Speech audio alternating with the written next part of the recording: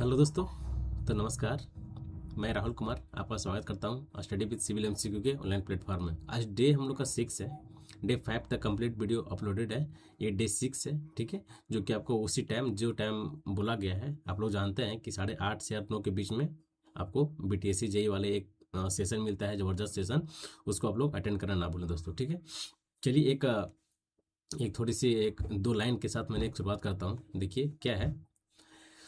हौसलों ने मंजिल से कहा, तू कर ले अपनी मन की। हौसलों ने मंजिल से कहा, तू कर ले अपनी मन की। मौका अपना भी आएगा, मौका अपना भी आएगा। हम क्या चीज़ हैं ये तुझे वक्त बताएगा, ठीक है। ये क्या चीज़ है ये तुझे वक्त बताएगा। इसीलिए अभी वक्त है भाइयों, जी जान और रात को नींद थोड़ा सा आप लोग मतलब ज़्यादा नहीं सोना है, ठीक है। जी जान त्याग करके पढ़ाई करें, ठीक है। चलिए हम लोग क्वेश्चन से स्टार्ट करते हैं। आज का जो क्वेश्चन है, देखिए आज का जो क्वेश्चन क्या है कि second stage biochemical oxygen demand in a waste water is also known as. बताइए second stage biochemical oxygen demand को हम लोग और किस नाम से जानते हैं। हम लोग चलिए पहले बीओडी डायग्राम बनाते हैं। एक मिनट, डायग्राम कैसे बनेगा बीओडी कर्व का। डायग्राम मेरा देखिए,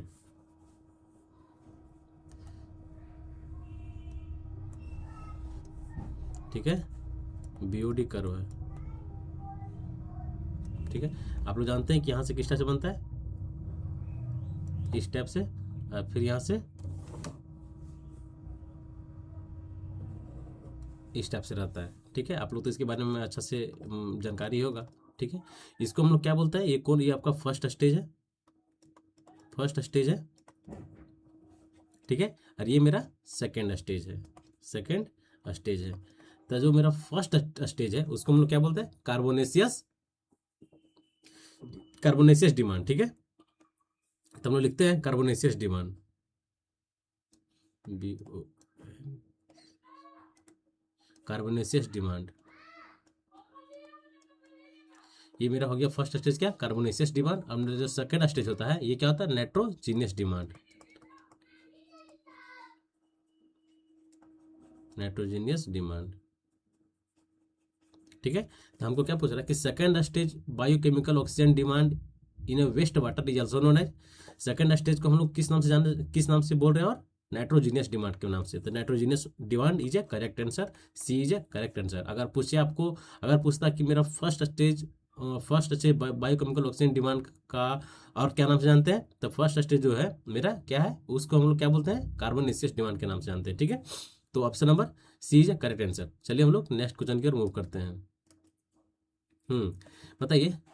ए bar 36 mm into 36 mm into 20 कितना 260 mm लॉन्ग, ठीक है, लॉन्ग है, is subjected to a pull of 100 kN in the direction of length, ठीक है। The decrease in each lateral dimension जो कि दिया गया 0.004 mm। तब पूछ रहा कि द लेटरल स्ट्रेन का वैल्यू बताइए। लेटरल स्ट्रेन कैसे निकलेगा जी, आप लोग जानते हैं, change in length, change in length by original length, change in dia by original dia, change in diameter by original diameter, ठीक है। तो चलिए हम लोग पहले इसका लिख लेते हैं कि इसका प्रॉपर जो क्या क्या दिया गया है। पहले यहाँ पर देख लीजिए, क्या दिया गया है, ईच लेटरल डायमेंशन, ठीक है। तो लेटरल डायमेंशन कितना दिया गया है, लेटरल डायमेंशन कितना है, 0.004 mm, ठीक है जी। इसके बाद देखते हैं कि इसमें से जो हमको चाहिए, ये लेटरल डायमेंशन हो गया, फिर हमको चाहिए ओरिजिनल लेंथ, ओरिजिनल डायमेंशन। तो मेरा ओरिजिनल डायमेंशन कितना है, लेंथ 36 mm, ठीक है। तो ओरिजिनल डायमेंशन लेंथ,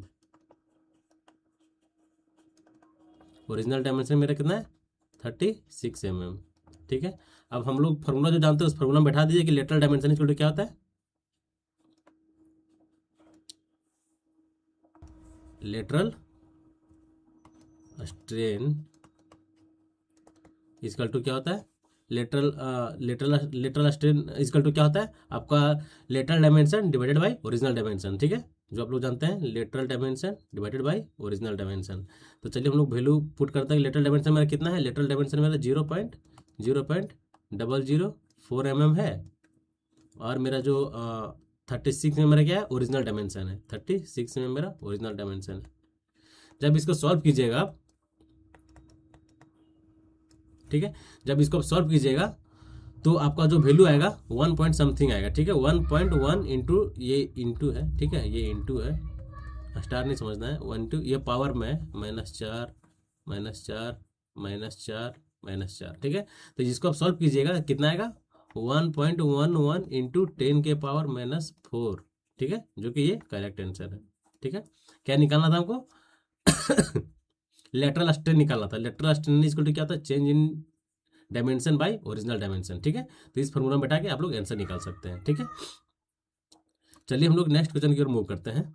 देखिए नेक्स्ट क्वेश्चन क्या है कि द करेक्ट द स्टेटमेंट, दो स्टेटमेंट दिया गया है, इसको हमको बताना है कि कौन इसमें से करेक्ट है, ए सही है या फिर बी सही है या फिर दोनों सही है, ठीक है, उस टाइप से है। देखिए हम लोग जानते हैं क्या है, देखिए फर्स्ट स्टेटमेंट ए क्या है, the strength of a fully compacted concrete, the strength of a fully compacted concrete is inversely proportional to the water cement ratio. आप लोग पढ़े हैं, ये तो आप लोग जानते हैं कि अब्राहम्स लॉ, ठीक है, उसी को बोल रहा है ना कि the strength of a fully compacted concrete, strength जो होता है वो always inversely proportional to the किसका होता है, वाटर सीमेंट रेशियो का। ये तो आप लोग जानते ही हैं, ये तो बहुत पहले से ही हम बता रहा हूँ। Strength is inversely proportional water bye cement ratio, ठीक है, इनवर्सली प्रोपोर्शनल है, ठीक है, देख रहे हैं ना, डायरेक्टली प्रोपोर्शनल नहीं, ये नहीं समझिएगा। दूसरा क्या है, देखिए इसी को डायरेक्टली प्रोपोर्शनल बोल दिया है क्या कि the strength of a fully compacted concrete is directly proportional to the water cement ratio. ऐसा हम लोग पढ़े क्या, नहीं पढ़े, क्या पढ़े कि द स्ट्रेंथ जो होता है वो क्या होता है वाटर सीमेंट रेशियो का इनवर्सली प्रोपोर्शनल होता है, ना कि डायरेक्टली प्रोपोर्शनल होता है, ठीक है। तो ये मेरा जो ऑप्शन है, option number A is a correct और बी जो है गलत है, मतलब ए इज करेक्ट आंसर, मतलब ए जो है मेरा करेक्ट आंसर है, ठीक है। चलिए हम लोग नेक्स्ट क्वेश्चन की ओर मूव करते हैं। देखिए नेक्स्ट क्वेश्चन क्या है, calculate the value of pump in 5 year. बताइए ये जो टॉपिक है, इस टॉपिक से हम लोग कल भी क्वेश्चन किए हैं, 5 तारीख सॉरी डे 5 में या फिर डे 4 में हुआ, सेम क्वेश्चन नहीं, मतलब थोड़ा सा अंतर है यार, ज़्यादा नहीं अंतर है, ठीक है, थोड़ा सा अंतर था जो कि मैं हम लोग किए हैं, ठीक है। Calculate the pump after 5 year if annual depreciation जो दिया गया है, कितना दिया गया है 200 रुपया, द ओरिजिनल कॉस्ट दो पंप का है कितना 3000 है। तब पूछ रहा है कि the useful life in a pump in A 10 years. बताइए यूजफुल लाइफ निकालना पंप का कैसे निकलेगा। पहले हम लोग देखते हैं कि जो एनुअल डिप्रिसिएशन दिया गया है ये आपका 1 साल का दिया गया, कितना 1 साल का 200 रुपया दिया गया, तो हमको 5 साल तक 5 दूनी 10, ठीक है। तो 5 ईयर्स का जो होगा एनुअल डिप्रिसिएशन, थोड़ा हाथ ठंडा यार, थोड़ा हाथ नहीं सही से राइटिंग नहीं बन पा रहा है। 5 ईयर एनुअल डिप्रिसिएशन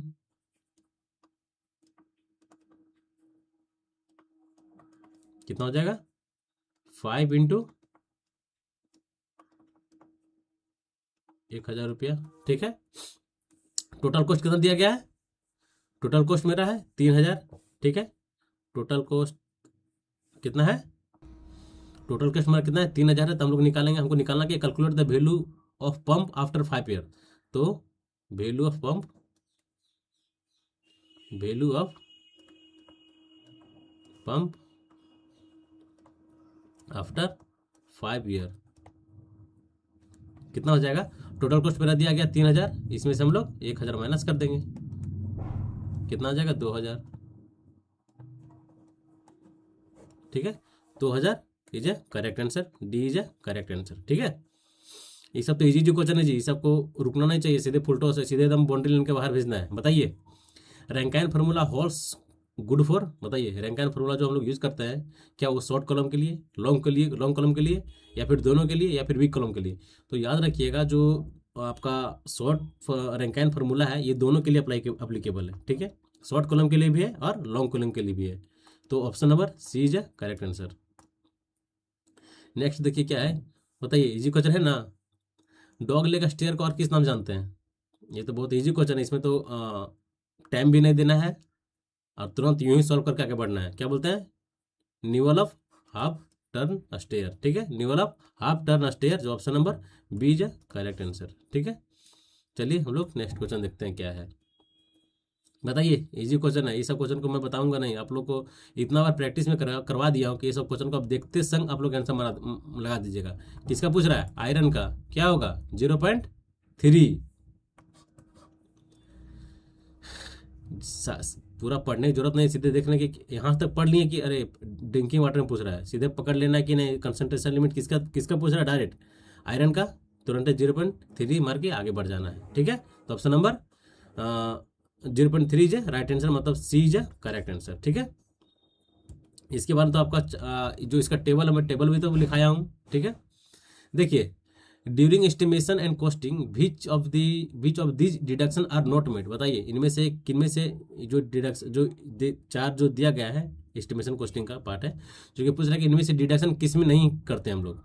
कॉर्निंग में, Linton over opening, electrification of work, या फिर bearing of roof slab.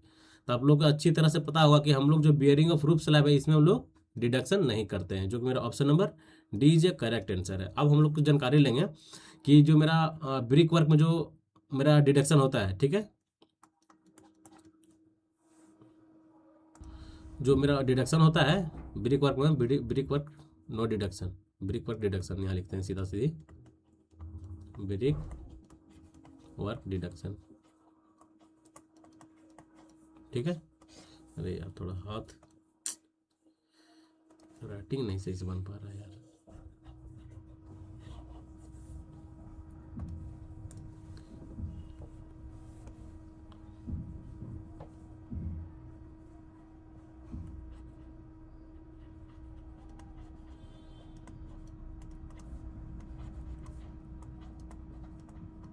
Deduction of opening area किसमें?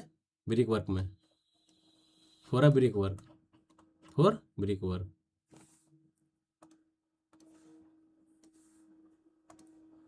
For brick work. ठीक है, तो चलिए हम लोग देखते हैं कि ब्रिक वर्क में हम लोग डिडक्शन करते हैं उसका क्या क्या कुछ कुछ पॉइंट है। ठीक है, देखिए फर्स्ट क्या है, फर्स्ट पॉइंट आपको ध्यान रखना है कि for a bearing of roof truss. ठीक है, फॉर ए लिखते हैं किसमें?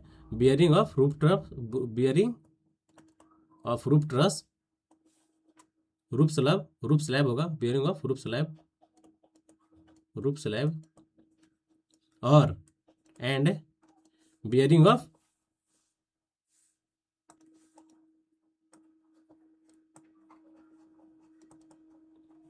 Bearing of bearing of floor. ये जो आपका बियरिंग ऑफ रूफ स्लैब है, बियरिंग ऑफ फ्लोर है, इसमें कोई डिडक्शन नहीं होता। क्या? No deduction. ठीक है, ठीक है जी, bearing of roof slab and bearing of floor, इसमें कोई डिडक्शन नहीं होता है। ठीक है, नेक्स्ट पॉइंट हम लोग देखते हैं, for opening area, opening area up to 1 metre square, up to 0.1 metre square होगा। ठीक है, इसमें भी नो डिडक्शन होगा। ठीक है, क्या होगा? No deduction, no deduction. और आप लोग थर्ड पॉइंट आप लोग जानते ही हैं कि आपका जैसे हो गया पर राफ्टर हो गया, राफ्टर हो गया, परलिन हो गया। ठीक है, राफ्टर हो गया, परलिन हो गया, फिर आपका छज्जा हो गया, इसमें हम लोग कोई डिडक्शन नहीं करते, इसमें भी आपका क्या होगा? No deduction.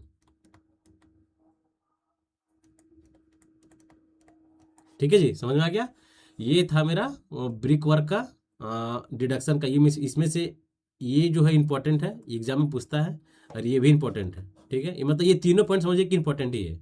ठीक है, किसी किसी में अगर पूछने को रहेगा तो पूछता ही है, ऐसा नहीं है। हर एग्जाम में आपको इस क्वेश्चन इस टॉपिक से ये हो गया। एक आपका आता है किसमें? प्लास्टरिंग में। प्लास्टरिंग में आप लोग जानते हैं, अगर एरिया मेरा कितना है 0.5, अगर मेरा एरिया कितना है, अगर 0.5 मीटर स्क्वायर तक है तो उसमें नो डिडक्शन होता है। अगर मेरा जो एरिया है 0.5 मीटर स्क्वायर से 3 मीटर स्क्वायर के बीच में हो जाता है, जिसमें हम लोग वन साइड डिडक्शन करते हैं। अगर मेरा एरिया एभव 3 मीटर स्क्वायर से अगर एभव हो जाता है ओपनिंग एरिया, तो उसमें हम लोग बोथ साइड डिडक्शन करते हैं, ठीक है, जो कि आप लोगों को पता है, और उस टॉपिक से भी क्वेश्चन पूछने एग्जाम में देखने को मिलता है, ठीक है। तो इसमें क्या हो गया, इसमें ये भी 3 पॉइंट आप याद रखिएगा, और जो मैं बताया प्लास्टिंग के केस में उसमें भी आप याद रखिएगा, वो भी आपको एग्जाम में देखने को मिलेगा उस टॉपिक से, ठीक है। तो इसका जो आंसर हो गया option D is a correct answer, ठीक है। चलिए हम लोग नेक्स्ट क्वेश्चन की ओर बढ़ते हैं। बताइए तो, अच्छा क्वेश्चन है, sludge thickening is commonly achieve by following method. बताइए इनमें से कौन कौन से जो ग्रेविटी थिकनिंग है, एयर फ्लोटेशन है और कॉन्फ़िगरेशन है, क्या हम लोग ये तीनों मेथड का हम लोग यूज़ करते हैं स्लज थिकनिंग में? आप लोग को बहुत अच्छा से पता होगा, और हम लोग सेम क्वेश्चन है किए हैं प्रीवियस ईयर में, ठीक है। तो ये तीनों जो है, तीनों का मेथड का यूज़ हम लोग किस में करते हैं? स्लज थिकनिंग में, ठीक है। तो option first and second and third is a correct answer, मतलब D is a correct answer, okay.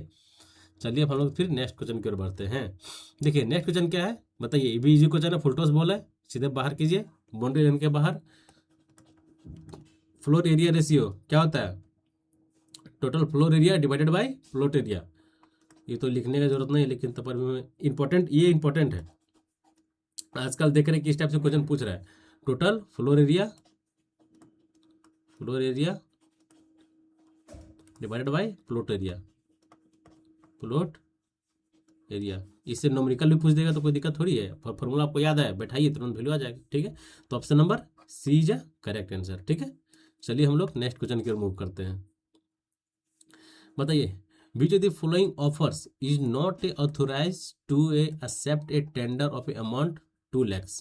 कितना है? कहीं दाएं सैकड़ा, हजार, 10,000, लाख, हाँ 2 लाख। बताइए इनमें से कौन से ऑफिसर है जो कि ऑथराइज नहीं होता है 2 लाख अमाउंट ऑफ टेंडर के लिए?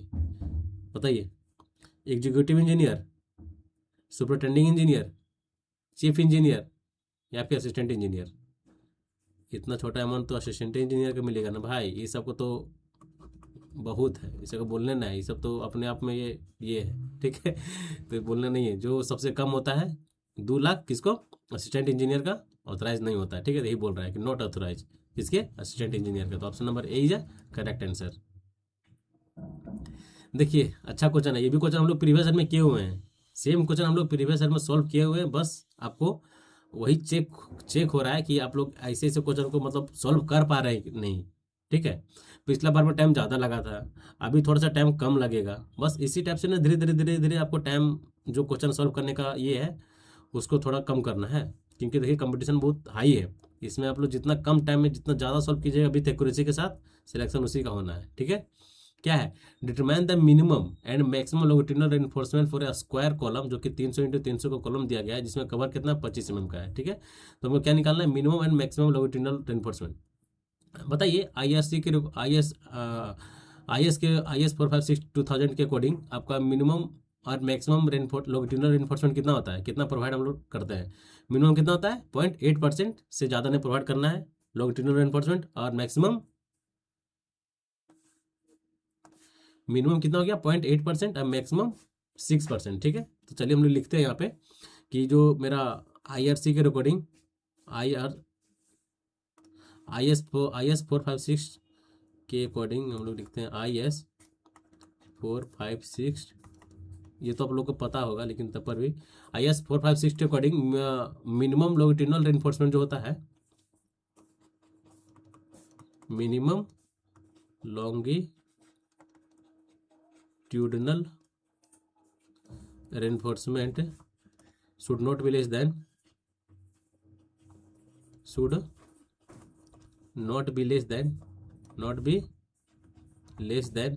कितना?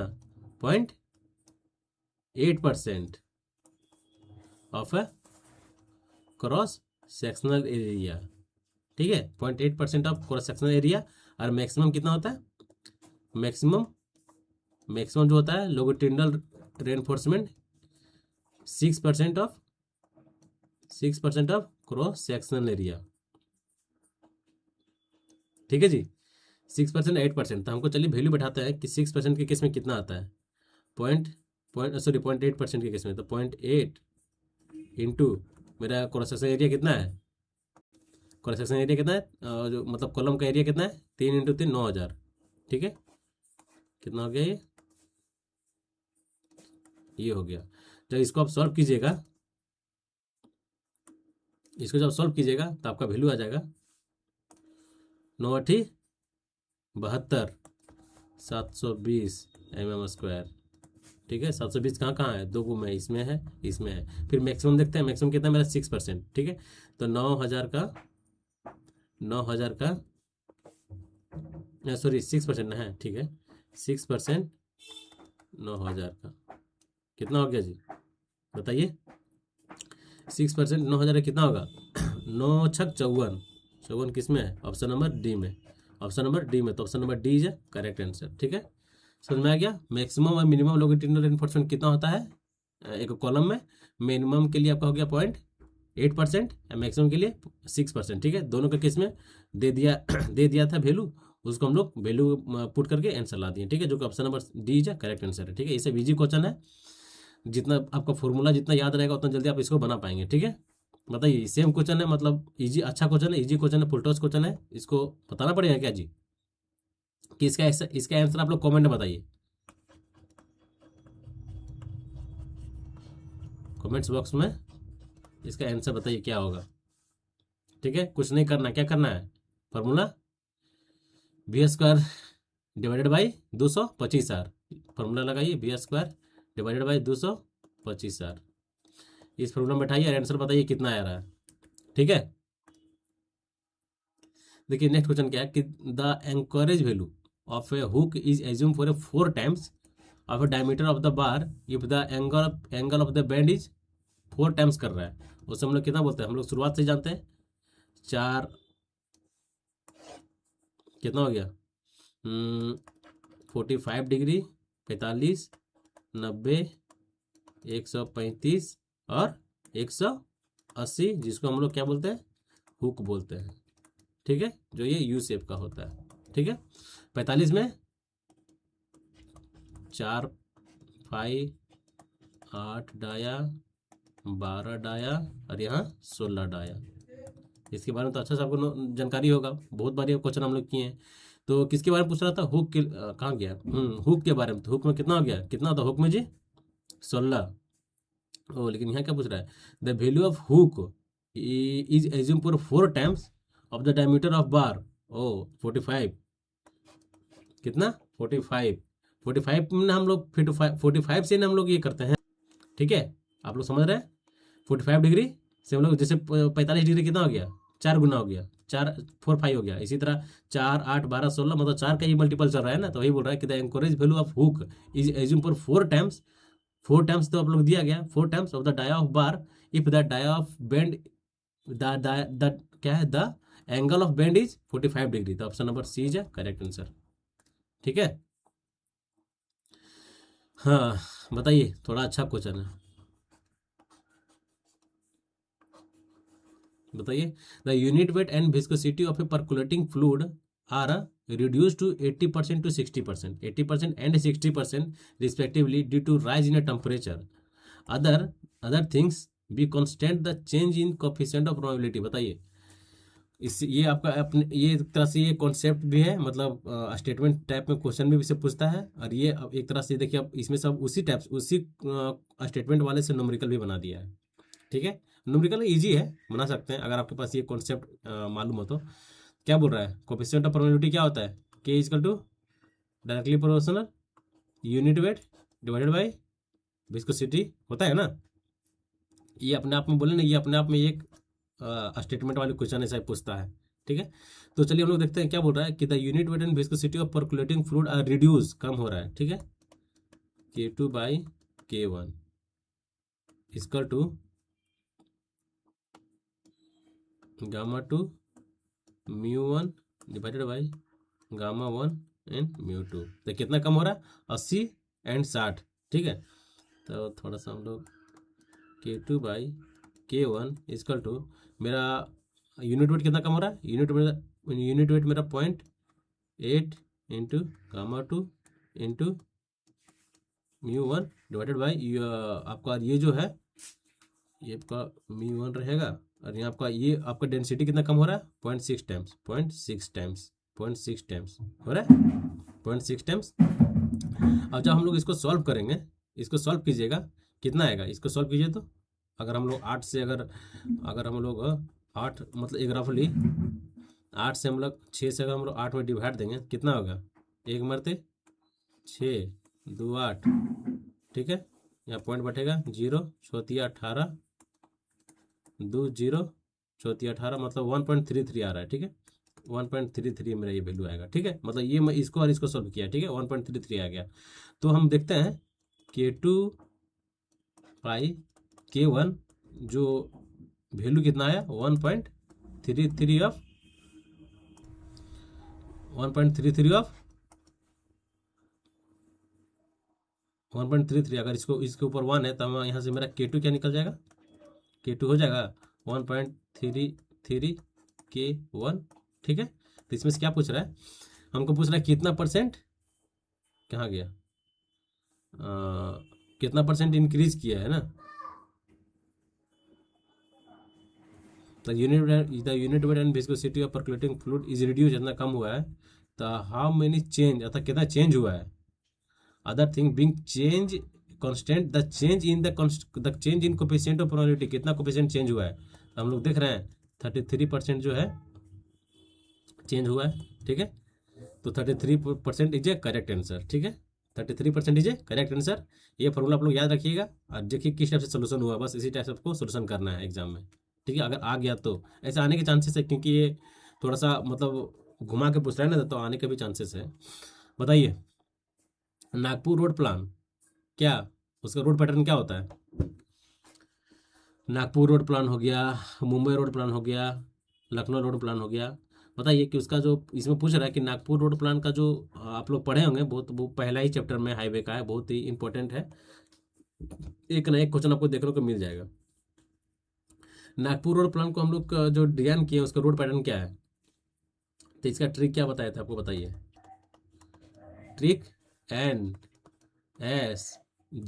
आप लोग तो जानते हैं NSG क्या होता है, NSG कमांडो, पता है ना NSG कमांडो।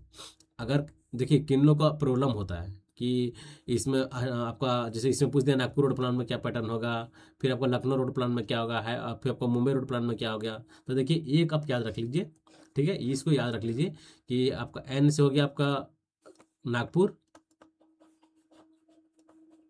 नागपुर हो गया, S से क्या हो गया आपका स्टार, स्टार पैटर्न, G से क्या हो गया आपका ग्रिड पैटर्न, ग्रिड पैटर्न। तो मेरा समझ में आ गया, NSG मतलब नागपुर में मेरा किस टाइप के पैटर्न से बनाया गया, उसको डिजाइन किया गया है star and grid grid pattern, तो star and grid pattern is a correct answer.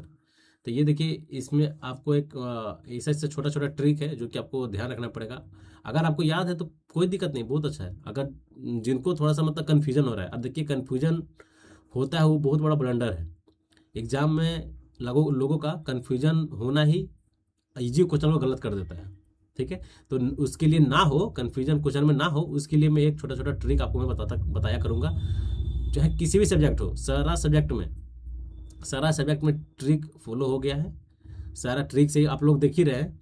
जैसे हम लोग स्ट्रक्चरल एनालिसिस में पढ़ते हैं, चाहे आपका सर्वे हो गया, चाहे बिल्डिंग मटेरियल हो गया, चाहे फ्लूइड मैकेनिक्स हो गया, इंटायर कोई भी, चाहे आपका इन्वायरमेंटल हो गया, सारा सब्जेक्ट है, सारा सब्जेक्ट जो जो हमको लगता है कि नहीं इसमें से लोगों फंस, मतलब जितने भी मेरे भाई लोग हैं जो नहीं फंसते, मैं उसके लिए नहीं बोल रहा हूँ, जो उनको लगता है कि नहीं इनमें फंस सकते हैं, उसके लिए मैं ट्रिक बना दिया ऑलरेडी, ठीक है। ट्रिक बना हुआ है, तो आपको इसमें टाइम नहीं देना है, आपको सिर्फ ट्रिक बनाया मिल गया, क्योंकि इसमें बनाने में बहुत टाइम भी लगता है, बहुत सोचना पड़ता है कैसे कैसे एक दूसरे से मतलब रिलेट करके कि एकदम एक शॉर्टली मतलब इजी वे में आपको समझ में आ जाए, इसीलिए इसको बनाने के लिए बहुत ही मतलब टाइम लगता है, ठीक है। तो आपको टाइम देने की जरूरत नहीं है, ऑब्वियसली जनरली ये बनाया मिल गया है, आपको सिर्फ आपको इसको ध्यान रखना है, याद रखना है, बार बार दो चार बार इसको आपको रिकॉल करना है माइंड में, ऑब्वियसली आपको ये हो जाएगा, ठीक है। क्या हो गया, सी इज अ करेक्ट आंसर। चलिए हम लोग नेक्स्ट क्वेश्चन की ओर देखते हैं। देखिए नेक्स्ट क्वेश्चन क्या है कि pick of the following correct statement that corresponding to the moment distribution method, ठीक है। मोमेंट डिस्ट्रीब्यूशन मेथड के बारे में दो स्टेटमेंट दिया गया है, चलिए हम लोग देखते हैं। Unbalance moment is carried out unbalance moment देख रहे हैं क्या है, unbalance moment is carried over to the other end of the member when the joint is release. बताइए सही है। ये पूछ रहा है कि इसमें मोमेंट डिस्ट्रीब्यूशन मेथड में बोल रहा है कि जो अनबैलेंस मोमेंट जो आ रहा है, ठीक है, carry over to the other end में of the member when the joint is release. क्या वहां से हम लोग जॉइंट रिलीज हो जा रहा है? एकदम नहीं, गलत बोल रहा है, ये स्टेटमेंट गलत है। Carry over the moment has the same sign as the distribution moment in distribution in moment, ये भी गलत है। सेम साइन नहीं होता, अपोजिट होता है। तो इसमें से मेरा दोनों गलत है, मतलब ए और B is a incorrect option, मतलब D is a correct answer. ठीक है, हाँ बताइए, इजी क्वेश्चन है, इसको सीधे पार करना है। बाउंड्री लाइन के बाहर क्या हो गया? कॉम्पैक्शन फैक्टर का डिफिनेशन पूछ रहा है, क्या होता है? Partially compacted divided by fully compacted. इसमें तो टाइम देना नहीं है, partially compacted divided by fully compacted. ठीक है, और इसमें जो आपका इसमें वर्कबिलिटी कैसा होता है? Medium to low workability. ठीक है, कॉम्पैक्शन फैक्टर में जो आपका वर्कबिलिटी होता है, क्या होता है? Medium to low, low workability होता है, सॉरी लो वर्कबिलिटी होता है।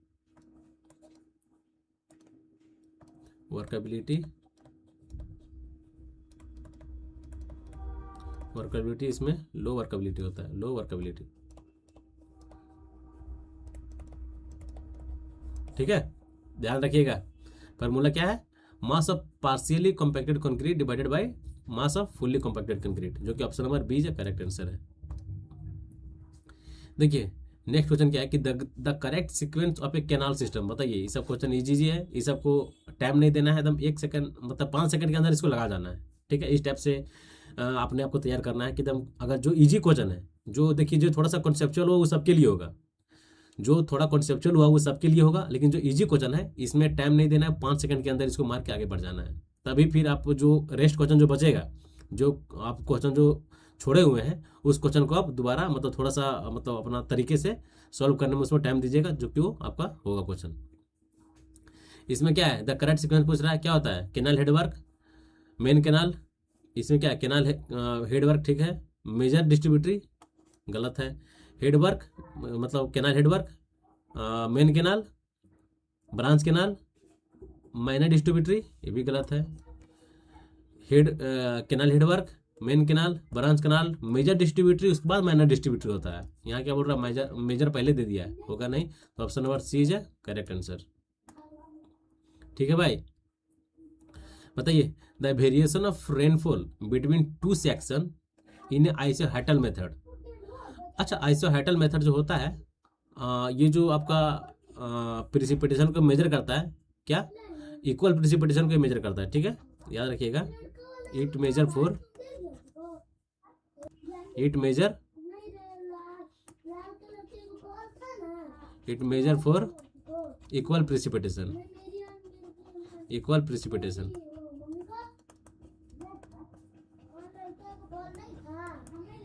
ठीक है, ये तो हो गया इसका आइसोहेटल मेथड के बारे में जानते हैं। लेकिन यहाँ जो क्या पूछ रहा है कि the variation of rain fall between two section in in isohyetal method is assumed. उस हम लोग क्या, उसका जो वेरिएशन होता है किस टाइप से होता है? लीनियर होता है, डायगोनल होता है, इसको हम लोग क्या बोलते हैं? उसका जो वेरिएशन होता है किस टाइप से होता है? बताइए, लीनियर, पैराबोलिक, इलिप्टिकल या फिर क्वेड्रेटिक। याद रखिएगा, जब भी आपका जो आइसोहेटल मेथड में जो इसमें जो 2 पॉइंट के बीच में जो वेरिएशन होता है वो एलवेज क्या होता है? लीनियर होता है। कैसा होता है? लीनियर होता है। तो option number A is a correct answer. ठीक है, चलिए नेक्स्ट देखते हैं क्या है। देखिए the range of specific speed of a Kaplan turbine, Kaplan propeller. बताइए, इसका मैं टेबल तो आपको बता दिया हूँ, लेकिन फिर से एक बार मैं आपको बताने का ये कर रहा हूँ। देखिए यहाँ पर क्या होता है आपका? इम्पल्स टर्बाइन, इम्पल्स टर्बाइन, ठीक है। सिंगल जेट, सिंगल जेट, यहाँ पर क्या हो गया? इम्पल्स टर्बाइन,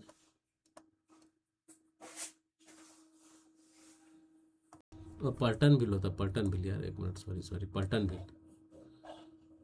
अच्छा सीधे बता देता हूँ, उतना ये नहीं करना है। देखिए सीधा सीधे क्या होता है, सीधे सीधे वैल्यू लिख देता हूँ। अगर मेरा यहाँ पर क्या है? पलटन व्हील है,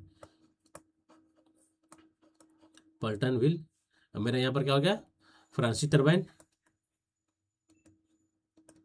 फ्रांसिस टर्बाइन, ठीक है। तीसरा में क्या हो गया आपका कल्पान एंड प्रोपेलर, प्रोपेलर टरबाइन, ठीक है। इसमें स्पेसिफिक स्पीड पूछ रहा है, स्पेसिफिक स्पीड। बताइए पल्टन व्हील के केस में आपका स्पेसिफिक स्पीड कितना होता है? 0 से 60, ठीक है। आप लोग जानते हैं पल्टन कल्पन टर्बाइन सॉरी पल्टन व्हील, जिसमें आपका क्या बोलते हैं सिंगल जेट के लिए कितना स्पीड होता है? 0 से 30। फिर आपका डबल जेट के लिए कितना होता है? 30 से 60। तो हम लोग सीधे ले लिए सिंगल जेट डबल जेट, इसी में आ जाएगा। 0 से 60 स्पीड हो गया। फ्रांसिस स्पीड में फ्रांसिस टर्बाइन में कितना हो गया आपका? 60 से 300, सॉरी 60 से कितना हो गया? 300, ठीक है। और ये जो कल्पना प्रोपेलर में हो गया 300 से 1000, 300 से 1000 स्पेसिफिक स्पीड हो गया, ठीक है। तो हमको क्या पूछ रहा है? The range of specific speed of Kalpana propeller के लिए। तो कल्पना प्रोपेलर के लिए सबसे बड़ा होगा, सबसे बड़ा किसमें है? यही हो गया 250 से 850, देखिए सबसे बड़ा है। ऐसे ओरिजिनल में मेरा ये होता है, लेकिन अगर सबसे बड़ा देखा जाए तो यही है, और यही मेरा करेक्ट आंसर है, ठीक है। डी इज करेक्ट आंसर है, ठीक है दोस्तों। बताइए हाइड्रोलिक जंप, बताइए इसमें इसमें तो गलती नहीं होना चाहिए। इसका आपको ट्रिक भी बताएं, ट्रिक बताया है ना, देखिए ट्रिक क्या है। Trick UWOSS, UWOSS। यू क्या है मेरा? अंडुलर जंप, अंडुलर जंप, ठीक है। डब्लू क्या है? Weak jump, weak jump. O क्या है? Oscillating jump, oscillating jump. S क्या है? Steady jump, steady jump. और ई एस क्या है? Strong jump, strong jump. चलिए वैल्यू पुट कर दीजिए। इसका कितना आता है? 1 से 1.7। इसका कितना आता है? 1.7 से 2.5। इसका कितना होता है? 2.5 से 4.5, ठीक है। इसका कितना होता है स्टडी का? 4.5 से 9 हो गया। और आपका ये जो होता है स्ट्रॉन्ग जंप होता है, ये क्या होता है? ग्रेटर देन 9 होता है, ठीक है। तो हमको क्या पूछ रहा है? किसका पूछा? ऑसिलेटिंग जंप का। तो ऑसिलेटिंग जंप देखिए कितना है जी?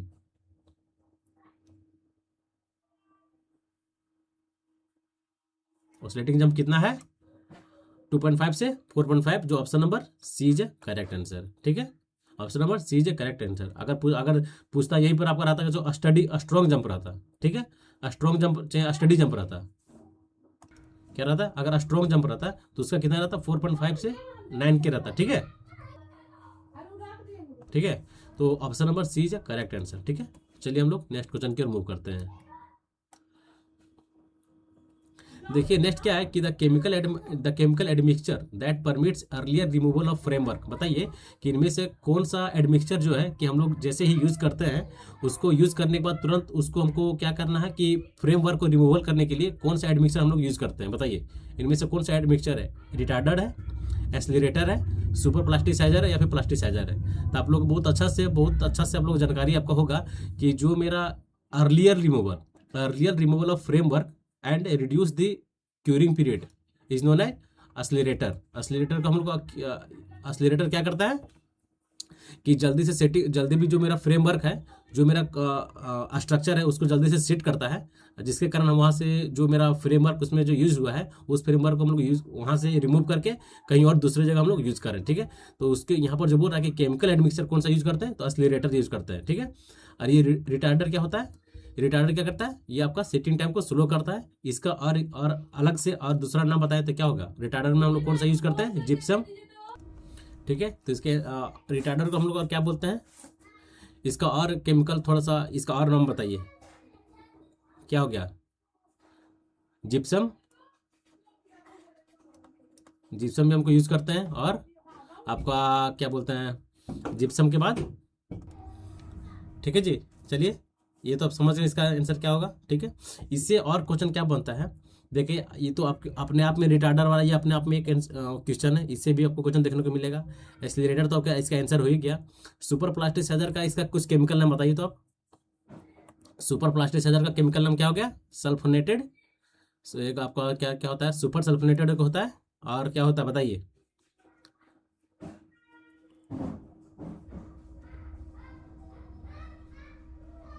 और बताइए क्या होगा।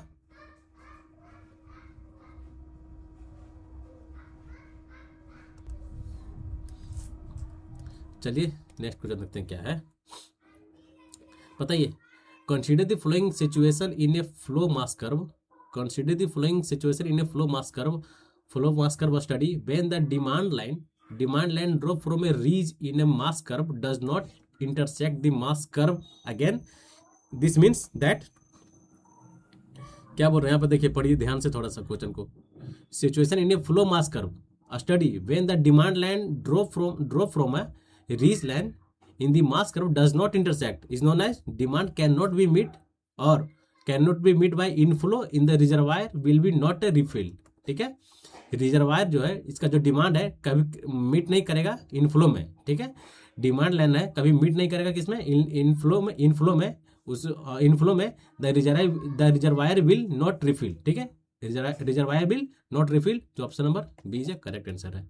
ठीक है, चलिए नेक्स्ट क्वेश्चन देखते हैं क्या है। नेक्स्ट क्वेश्चन इजी क्वेश्चन है, इसको तो बताने की जरूरत नहीं है, ये तो इजी क्वेश्चन है ना, इसमें बताएं क्या, इसमें तो बताने की जरूरत है नहीं। ली चार्टियल ऑपरेटर्स जो कि हम लोग यूज करते हैं सॉर्नेस्ट को मेजर करने में, तो यहाँ क्या पूछ रहा है कि Le Chatelier apparatus is use to measuring the unsoundness of cement causes due to presence of, किसकी प्रेजेंस के कारण होता है आपका सॉर्नेस। तो ये अगर ली चार्टियल ऑपरेटर्स पूछ रहा है तो इसमें क्या हो गया आपका अनबर्न लैम्प के लिए होता है। लेकिन जब यही पूछ रहेगा आपके से दूसरा क्या होता है ऑटोक्लेव, ऑटोक्लेव टेस्ट। इसमें अगर पूछेगा कि इससे अगर हम लोग सॉर्नेस अनसॉर्नेस हम लोग मेजर करते हैं तो इसमें कौन कौन किसके कारण से होता है, ये दोनों होता है। इसमें आपका लैम्प भी होगा और मैग्नीशिया भी होगा, तो बोथ ऑप्शन आर करेक्ट होगा। ठीक है, तो option number A is correct answer. ठीक है, चलिए नेक्स्ट क्वेश्चन की ओर देखते हैं क्या है, बताइए। A staff held at a distance of 1000 metre from a level if the reading on a staff is 1.565 metre. ठीक है, if the reading on a staff is 1.565 metre, the reading corrected curvature of, बताइए coefficient of curvature का formula क्या होता है जी, CC का formula क्या होता है, माइनस 0.0785 डी स्क्वायर। ठीक है, और डी स्क्वायर मेरा किस में होता है, किलोमीटर में। ठीक है, तो यहाँ पर जो वैल्यू दिया गया है क्या है, मीटर में है, तो इसको किलोमीटर में करेंगे तो कितना हो गया 0.0785 इंटू 1 का स्क्वायर, तो इसमें कोई चेंजिंग नहीं होगा, तो ये इतना ही होगा। लेकिन यहाँ क्या पूछ रहा है कि द करेक्टेड रीडिंग, ठीक है, द करेक्टेड रीडिंग निकालने के लिए करेक्टेड रीडिंग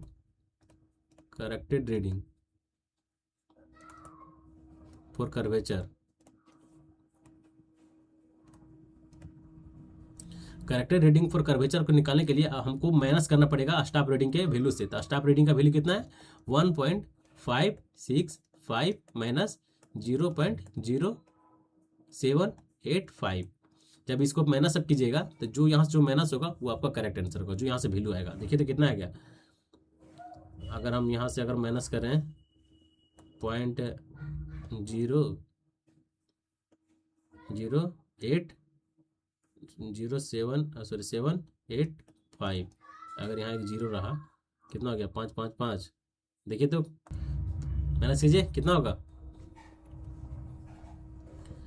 इसको जब माइनस कीजिएगा तो आपका वैल्यू आएगा, माइनस तो इजी करना है, इसमें से आपका जो वैल्यू होगा option number A is a correct answer 1.487।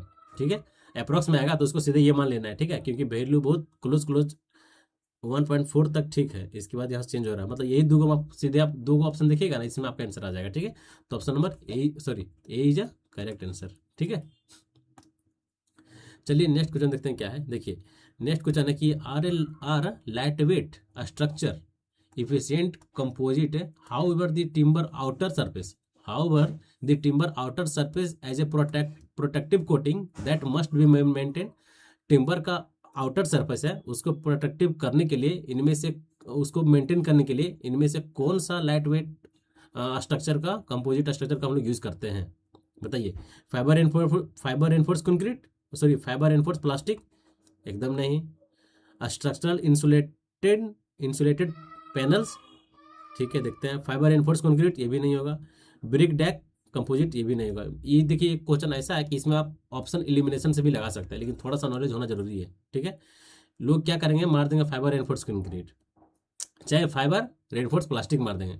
लेकिन थोड़ा सा अगर ध्यान से पढ़िएगा, देखिए क्या लिख रहा है कि however the timber outer surface need to protective coating that must be maintained.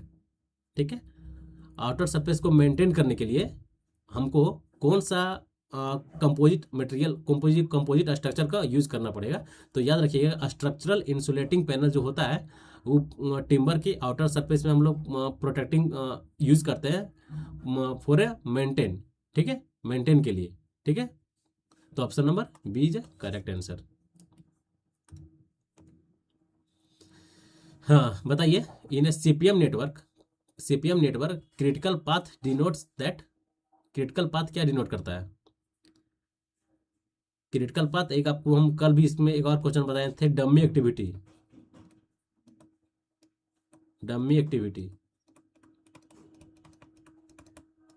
ये दोनों का आंसर बताइएगा।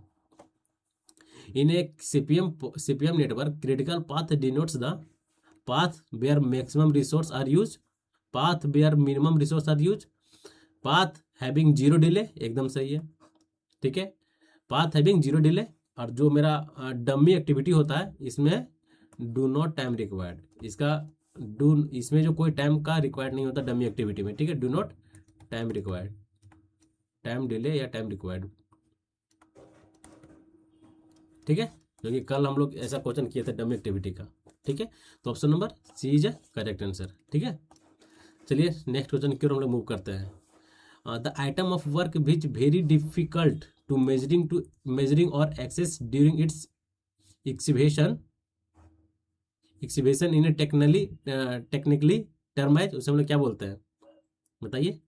The item of work which very difficult to measure, जिसको मेजर करने में बहुत डिफिकल्ट होगा, उसे हम लोग उसको हम लोग टेक्निकली किस टर्म से जानते हैं? मिनिस्कस आइटम, एकदम नहीं। इनडिटर्मिनेट आइटम, एकदम नहीं। क्या है, सुप्लीमेंट्री आइटम, एकदम यही नहीं। Item lump sum item is a correct answer. Lump sum item एक ऐसा आइटम होता है जो कि इसको मेजर करने के लिए इसका डिफिनेशन दिया गया है कि to measuring the work for difficult to measuring during exhibition technically is known as. उसको मेजर करने के लिए जब एक्सिबिशन किया जा रहा है और उसको हम लोग मेजर करने में बहुत डिफिकल्टी होता है, ठीक है, बहुत कठिनाइयों का सामना करना पड़ता है, उससे हम लोग क्या बोलते हैं? लमसम आइटम बोलते हैं। ठीक है, लमसम आइटम बोलते हैं। तो option number C is correct answer. ठीक है, बताइए, इजी क्वेश्चन है जी, इसमें फॉर्मूला क्या है? फॉर्मूला बताइए। 15 प्लस क्या हो गया formula? 15 plus N minus 15 divided by 2। डिटेंसी करेक्शन का फॉर्मूला आप लोग जानते हैं ना, उसी में पुट कर दीजिए। 15 प्लस एन कितना है? 33 माइनस 15 डिवाइडेड बाई 2 कितना है? यहाँ से 15 माइनस करेंगे तो कितना आएगा जी? 24।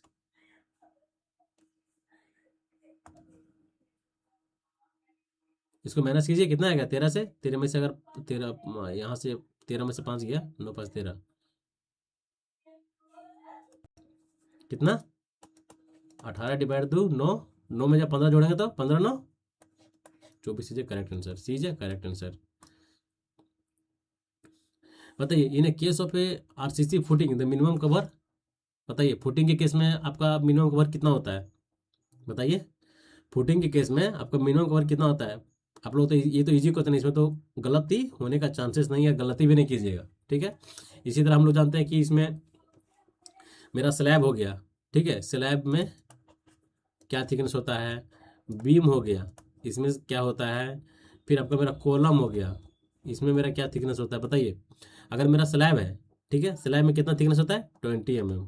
मिनिमम कवर पूछ रहा है ना, कवर मिनिमम कवर। बीम में भी 25 बोल सकते हैं, या फिर 20 भी रहे तो कोई दिक्कत नहीं है, 20 भी होता है कभी कभी। ठीक है, और देखिए कॉलम इसमें दो टाइप का है। अगर मेरा कॉलम का डाया, ठीक है, अगर मेरा कॉलम का अगर डाया है ग्रेटर देन कितना है? 12 mm, 12 mm है, 12 mm है, तो इसमें जो हम लोग कंक्रीट जो इसमें जो कवर प्रोवाइड करेंगे कितना 40 mm, कितना 40 mm। अगर मेरा यही कॉलम कटाया अगर लेस देन 12 mm है, कितना है लेस देन 12 mm है, तो इसमें जो हम लोग कवर प्रोवाइड करेंगे कितना 25 mm। ठीक है, इसके बाद हम लोग फुटिंग जानते हैं, फुटिंग कितना होता है 50, कितना होता है 50 mm। ठीक है, तो option number D is correct answer. चलिए हम लोग नेक्स्ट क्वेश्चन की ओर मूव करते हैं। बताइए, अच्छा क्वेश्चन है, क्वेश्चन आपको विजुअल होता होगा कि for A fillet weld cross section एक फिगर दिया गया है, इसमें पूछ रहा है कि जो इसमें से जो फिगर है इनमें से जो नोमेनक्लेचर किया गया है इसमें से कौन सा पार्ट है जिसे हम लोग क्या थ्रोट थिकनेस बोलते हैं। बताइए, ए बी को बोलेंगे क्या थ्रोट थिकनेस, इसको एकदम नहीं बोलेंगे, बी सी को इसको भी नहीं बोलेंगे, ए डी को इसको नहीं बोलेंगे, ये जो मेरा होता है आप लोग जानते हैं इसको हम लोग क्या बोलते हैं थ्रोट थिकनेस बोलते हैं, जो मेरा क्या है B, B D is a correct answer. ठीक है, B D is a correct answer. इसमें एक और होता है फ्यूजन एंगल, आप लोग जानते हैं। ठीक है, अगर मेरा फ्यूजन यहाँ से थोड़ा लिखते हैं बड़ा करके, फ्यूजन एंगल, फ्यूजन एंगल यहाँ मेरा क्या है के का वैल्यू है। ठीक है, बताइए फ्यूजन एंगल कितना कितना होता है जी, कितना से स्टार्ट होता है 70 से 90 डिग्री। ठीक है, 90 से 100 डिग्री। ठीक है, 100 से 106 डिग्री। अरे यार थोड़ा सा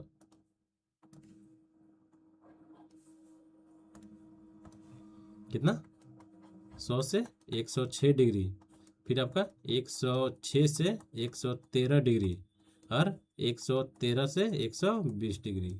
ठीक है, इसमें आपका के का वैल्यू कितना होता है आप लोग जानते हैं, के का वैल्यू जो है डिक्रीजिंग ऑर्डर में होता है। सबसे बड़ा कितना हो गया 0.70, फिर 0.65, फिर 0.60, फिर मेरा 0.55 और यहाँ हो गया 0.50। ठीक है, ये वैल्यू आप ये टेबल याद रखिएगा, इजी क्वेश्चन पूछ देता है जिसमें आपको आसानी होगा सॉल्व करने में। ठीक है, तो इसमें क्या पूछा था किसको थ्रोट थिकनेस, तो थ्रोट थिकनेस हम लोग बी और डी को बोल रहे हैं और यही करेक्ट आंसर है। जो ये जो शॉर्टेस्ट डिस्टेंस होता है इसी को हम लोग क्या बोलते हैं थ्रोट थिकनेस बोलते हैं। ठीक है, तो option number D is a correct answer. चलिए हम लोग नेक्स्ट क्वेश्चन की मूव करते हैं। बताइए, इसको बताने की जरूरत है क्या जी, बताने की जरूरत तो नहीं होना चाहिए, इजी क्वेश्चन है। बताइए क्या होता है, पूल करेक्शन का फॉर्मूला क्या होता है, टेम्परेचर करेक्शन के क्या होता है, सैग करेक्शन के क्या होता है। बताइए, पूल करेक्शन का क्या होगा P F minus P S L into A E. ठीक है, टेम्परेचर करेक्शन इसका तो यही हो गया। ठीक है, सैग करेक्शन इसका ये हो गया। अब फर्स्ट जो हो गया फर्स्ट का मीन सी लेवल का। ठीक है, चलिए देखते हैं किसमें सही हो रहा है। डी का फर्स्ट, डी का सॉरी डी का सेकंड ना, डी का सेकंड, डी का सेकंड, फर्स्ट चाहे सेकंड। ठीक है, नेक्स्ट देखिए क्या है फर्स्ट चाहे सेकंड। फिर दूसरा देखते हैं और सी का भी सही है। बी का देखना पड़ेगा, बी का फर्स्ट, बी का first, option number A is a correct answer. ठीक है जी, ठीक है, चलिए हम लोग नेक्स्ट क्वेश्चन की ओर मूव करते हैं। देखिए नेक्स्ट क्वेश्चन क्या है कि a drop in a canal bed is generally provided if a drop in a canal bed. इसी ए ड्रॉप बोल रहा है ना, इसको ये समझिएगा ए फॉल है, इफ ड्रॉप का और है मतलब इसका एक और नाम है कैनाल फॉल। कल या परसों इसी से कैनाल फॉल से सेम क्वेश्चन हुआ है।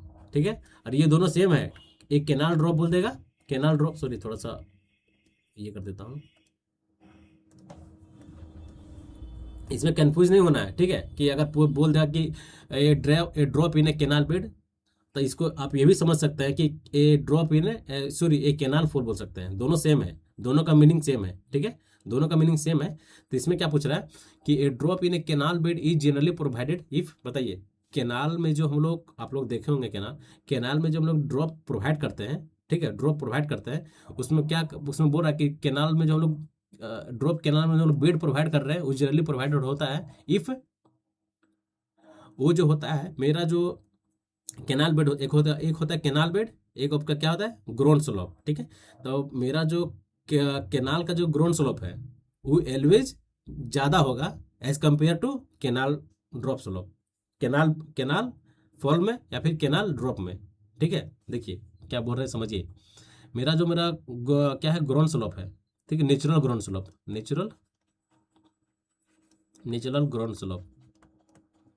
ग्रोन स्लोप, इसका स्लोप एलवेज ज़्यादा होगा, ठीक है। एलवेज ज़्यादा होगा किससे, डिजाइन बेड स्लोप से, design bed slope of canal, ठीक है। एलवेज ज़्यादा होगा क्या किससे, design bed slope of canal. तो देखिए तो मेरा किस में दिया गया है, ground slope exceed design bed slope, एकदम ऑप्शन फर्स्ट ही मेरा सही है, ठीक है। ये याद रखिएगा। केनाल बोर्ड का केनाल फॉल का हम लोग ये अलग अलग टाइप का होता है। एक आपका होता है ओगी फॉल जिससे कल परसों इस पे से क्वेश्चन था। फिर दूसरा होता है आपका स्टेप्ड फॉल, ठीक है। इसी टाइप से दो चार होता है, ठीक है। तो याद रखिएगा जो मेरा ओगी फॉल होता है, क्या ओगी फॉल होता है, इसमें जो होता है ओगी फॉल जो होता है जनरली आपका कनकेव कनकेव और कन्वेक्स दोनों टाइप से इसका कर्वेचर होता है, ठीक है। कैनाल का जो फॉल होता है, ये ओगी फॉल जो होता है, इसका जो डिजाइन जो होता है कैसा होता है, बोल सकते हैं कि इसको कर्वेचर और कनकेव और कन्वेक्स दोनों टाइप से ये होता है, ठीक है। और स्टेप्ड फॉल किस टाइप से होता है, स्टेप्ड फॉल आपका इस टाइप से होता है, ये स्टेप से, ये आपका हो गया स्टेप्ड फॉल, ठीक है। ये क्या हो गया आपका स्टेप्ड फॉल हो गया। तो option number A is the correct answer. बताइए what is the curve resistance for a 50 ton train on a broad gauge on a 4 degree curve. बताइए उसका कर्व रेसिस्टेंस का फॉर्मूला क्या होता है, कर्व रेसिस्टेंस का फॉर्मूला क्या होता है जी, इजी क्वेश्चन है, इसको बताने की जरूरत नहीं है। बताइए आर इक्वल टू क्या होता है, डब्ल्यू इंटू डी, डब्ल्यू क्या है वेट ऑफ ट्रेन, ठीक है। और डी क्या है आपका कर्व, ये वाला कर्व। तो क्या कितना हो गया वेट, कितना ये कितना वेट कितना है 50 टन है, ठीक है। और मेरा 4 डिग्री कर्व है और ब्रॉड गेज है, तो मतलब 0.004। चलिए 4 चक 16, 16 × 5 = 80, 80 कहीं है 80 टन, ठीक है। 80 ton is a correct answer. Canal drop, अरे यार ये तो सेम क्वेश्चन रिपीट हो रहा है। ये ड्रॉप इन ए केनाल इस बेड प्रोवाइडेड, ये तो सेम क्वेश्चन, अच्छा ठीक है कोई दिक्कत नहीं। तो कल बताए थे वो सेम क्वेश्चन, मतलब रिपीट हो गया, कोई दिक्कत नहीं है। देखिए नेक्स्ट क्वेश्चन क्या है कि ए प्लेट साइज जो कि 100 mm इंटू 10 mm दिया गया है, having yielding strength of A 250 MPa, the design strength of A plate in A case of yielding. बताइए हम लोग सेम क्वेश्चन नहीं किए हैं, लेकिन सेम क्वेश्चन से हम लोग फार्मूला जरूर याद किए हैं। क्या हो गया जी, क्रॉस सेक्शन के बारे में पूछना, क्या फार्मूला हो गया, फार्मूला क्या है उसका, AG/FY गामा एम नॉट। पढ़े थे फार्मूला, आपको बताए थे। AG क्या हो गया एरिया मेरा 100 है, ये दोनों गुणा कर देंगे, 100 मेरा एरिया हो गया। FY कितना दिया गया है, FY आपका 250 250, और मेरा गामा एम नॉट कितना हो गया, इसमें गामा एम नॉट का वैल्यू कितना लीजिएगा 1.1 होगा, ठीक है। और जहाँ पे मेरा गामा M1 होगा उसमें कितना होता है 1.25 होता है। इसका भी मैं आपको फॉर्मूला बता रहा हूँ, ठीक है 1.1, ठीक है। चलिए हम लोग सॉल्व करते हैं, सॉल्व करना है तो देखिए कैसे सॉल्व होगा, बताइए चलिए देखते हैं। 11 11 दूनी 22, 3 बच गया 30, 11 11 दूनी 22, 22 से 8 30 80, 80 11 सते 77, 11 सते 77 पे 0.30 30, 11 11 दूनी 22, 227 kilo Newton, sorry 227 kilo Newton. D is a correct answer, ठीक है। क्या D is a correct answer. ये मेरा जो फार्मूला हो गया, ये मेरा यील्डिंग के केस में हो गया, किसके केस में, यील्डिंग के केस में हो गया। आपका एक होता है नेट क्रैकिंग एरिया, ठीक है। क्या नेट क्रैकिंग एरिया का फॉर्मूला क्या होता है, देखिए यहाँ लिखिए, net design strength, design strength net cracking area, ठीक है, based on net cracking area, net net area cracking अच्छा रहेगा, net area cracking, area cracking, ठीक है। इसका फॉर्मूला क्या होता है, PT equal to A net, ठीक है, A net into 0.9 FU divided by gamma M1। Gamma M1 का वैल्यू कितना हो गया, 1.25। ये किसका है, net area cracking, net area design strength of A design strength based on net area cracking. और यहाँ ये क्या पूछा था कि the design strength of A plate in yielding of A cross section area, ये किसके कैसे पूछा था, इल्डिंग के कैसे पूछा था। और ये जो फॉर्मूला होता है design strength based on net area cracking, ठीक है। एरिया क्रैकिंग के केस में जो मेरा फॉर्मूला होता है क्या होता है, ए नेट मतलब net area into 0.9 FU divided by gamma M1, ठीक है, जो कि मेरा फैक्टर सेफ्टी है, इसका वैल्यू कितना था 1.25, ठीक है। तो ऑप्शन नंबर जो मेरा इस क्वेश्चन का आंसर है क्या, डी इज करेक्ट आंसर, ठीक है। चलिए नेक्स्ट क्वेश्चन बताइए, a two span continuous beam with both end fix है, उसमें पूछ रहा है कि कितने नंबर ऑफ कॉन्ट्रा फ्रैक्चर होंगे, ठीक है। तो याद रखिएगा, अगर मेरा टू स्पान है, क्या है, टू स्पान कंटिन्यूअस बीम है और दोनों साइड मेरा फिक्स है, इसमें जो आपका maximum number of Contra fracture होगा 4 होगा, ठीक है। क्या होगा, 4 होगा, 4 नंबर ऑफ कॉन्ट्रा फ्रैक्चर होंगे, ठीक है। जैसे देखिए ये बोल रहा है इस टाइप से, ये फिक्स है, ये ठीक है, फिक्स है, ठीक है, फिक्स है। इसमें बोल रहा है कि दो गो मतलब दो स्पान, एक ये स्पान हो गया, एक स्पान हो गया। अगर यहाँ पर हिंज लेते हैं, हिंज ही होगा, ठीक है। तो ये मेरा एक स्पान हो गया, एक स्पान हो गया, तो इसमें जो मेरा पॉइंट ऑफ कॉन्ट्रा फ्रैक्चर 2 गो होगा और इसमें भी 2 होगा, तो दोनों को गुना करेंगे तो 4 मेरा हो गया पॉइंट ऑफ कॉन्ट्रा फ्रैक्चर, ठीक है। तो option number B is a correct answer, ठीक है। चलिए हम लोग नेक्स्ट क्वेश्चन की ओर मूव करते हैं। बताइए, एज पर IS 456 minimum thickness of flat slab कितना होता है आपको, वो तब ये क्वेश्चन रिपीटेड क्वेश्चन है, कितना 125 mm, 125 mm it means 12.5 centimetre, ठीक है, 12.5 सेंटीमीटर जो मेरा हो गया फ्लैट स्लैब का थिकनेस हो गया। बताइए, according to Le Chatelier method, मैं इसी कॉन्सेप्ट से एक और क्वेश्चन में किया हूँ, ठीक है, पीछे मैंने किया था। According to Le Chatelier method, इसमें क्या पूछ रहा है, soundness testing of soundness of cement, high aluminous cement use should not be expansion for a more than. बताइए इसके लिए एक ट्रिक आपको हम बताएं, बहुत अच्छा ट्रिक, एक बार में याद हो जाएगा सारा, जितना भी एक्सपेंशन है, जितने भी सीमेंट है, जैसे आपका रिपीट हैंडिंग सीमेंट हो गया, हाई एल्यूमिना सीमेंट हो गया, आपका सुपर सल्फेट सीमेंट हो गया, पोर्टलैंड पोज़ोलाना सीमेंट हो गया, ठीक है, जितने भी सीमेंट है सबका मैं एक आपको ट्रिक बता देता हूँ, ठीक है। एक ट्रिक है मेरा, एक ट्रिक से आपको सारा याद हो जाएगा, ठीक है, मात्र एक ट्रिक। और ट्रिक क्या है, देखिए, हाई स्कूल नाम सुना है, H से हो गया हाई और H से हो गया, S से हो गया high, sorry high school, SH हो गया हाई स्कूल, इस टाइप से होगा, इसको हटाइए, ठीक है। ये मेरा हो गया हाई स्कूल। H से मेरा क्या हो गया, high alumina, high alumina cement, ठीक है। और S क्या हो गया मेरा, super sulphate cement, sulphate resisting cement, एक मिनट, सॉरी, अरे यार, देखिए नेक्स्ट क्वेश्चन क्या है, the inclination of A lacing bar with axis of the compression member should not be more then, कितना से ज़्यादा नहीं होता है, 40 डिग्री से ज़्यादा नहीं होता है, ठीक है। आप लोग जानते हैं कि 40 से 70 तक होता है, not be more than 40 degree, ठीक है। तो option number A is a correct answer, A is a correct answer, ठीक है। देखिए नेक्स्ट क्वेश्चन क्या है, इन ए लेस्ड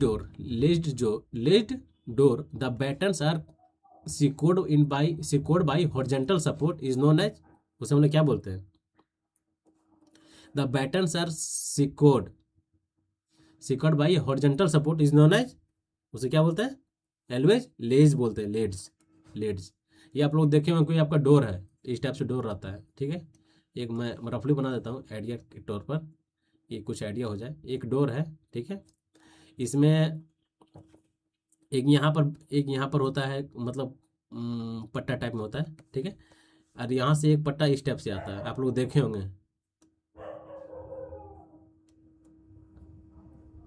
ऐसे आता है। और फिर यहाँ पर एक हॉरिजॉन्टल जाता है ऐसे करके, ठीक है। और यहाँ से फिर इस टाइप से ऐसे आता है, ठीक है। और यहाँ से एक इस स्टेप से जाता है, ठीक है।